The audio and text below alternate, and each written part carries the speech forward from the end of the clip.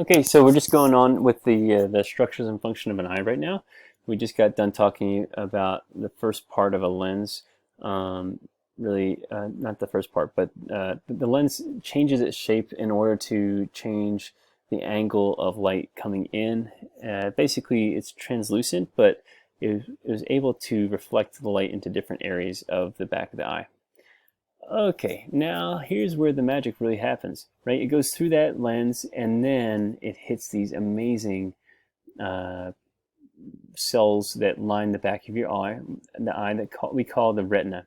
So the retina is actually a big, packed, really super sensitive area of your eye that has lots of little rods and cone cells that convert radiant energy into electrical signals that travel down your nerves into your brain that you produce as light in your mind, right? So the structure of it is these packed up cells, and the function is to convert the light waves into electrical signals. If you're looking at why they call these things rods and cones, right? They have what literally look like rods and cones. So as the light comes in, it causes these things to vibrate at the different frequencies. You have red, green, and blue cones. Because you have red, green, and blue cones, that's basically the reason why, I may have talked about this already, but you can't really tell the difference between red, green, and blue light and white light. If I were to shine red, green, and blue into your eyes at the same time, it will produce what looks exactly the same as white light. And we're going to talk about that more next week.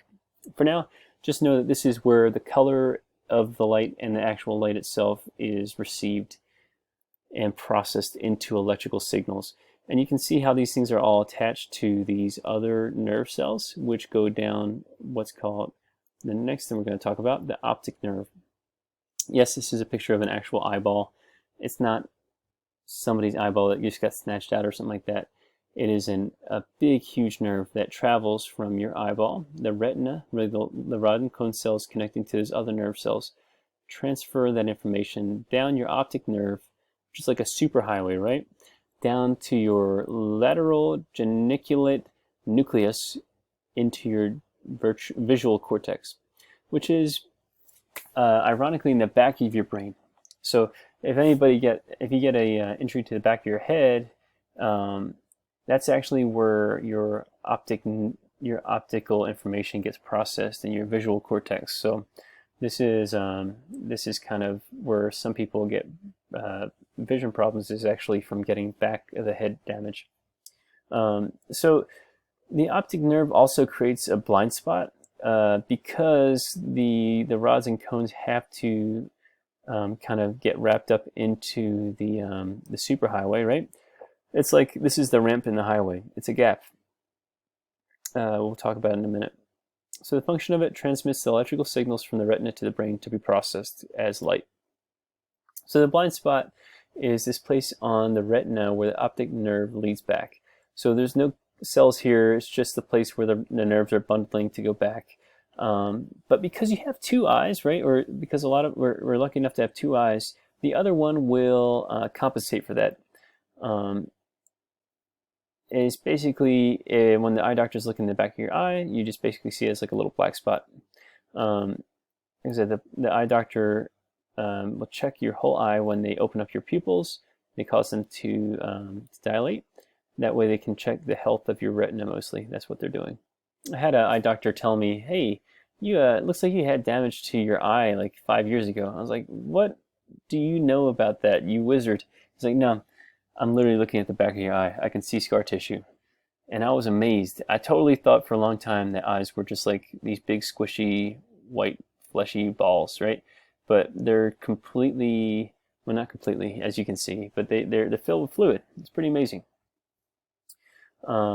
So these blind spots are in those places, but like I just said, your other eye kind of corrects for it.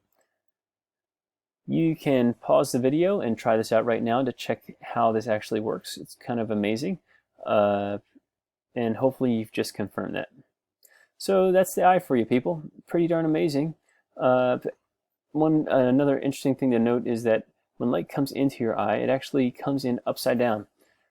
Due to the nature of that lens and the refraction, and the angle it comes off at, it actually makes down, up, and up, down.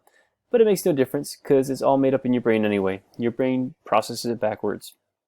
So how could it matter, right?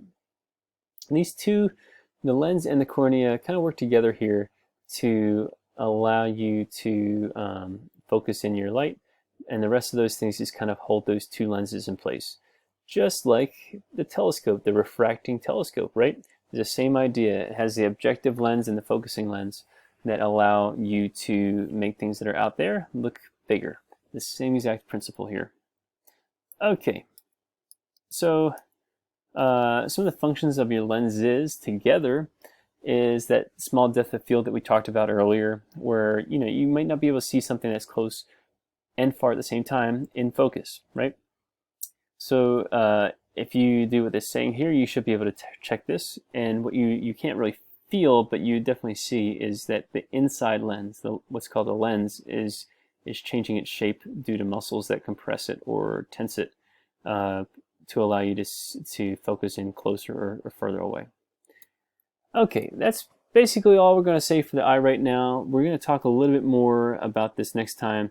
If you are interested in knowing how light works, how color works, we're going to talk about that next week. And if you're interested in knowing about the different diseases of the eye, that's also included in these slides, and you can check them out now. Okay, don't forget to do your exit ticket, and I'll see you at one of the meets this week. Take care, everybody.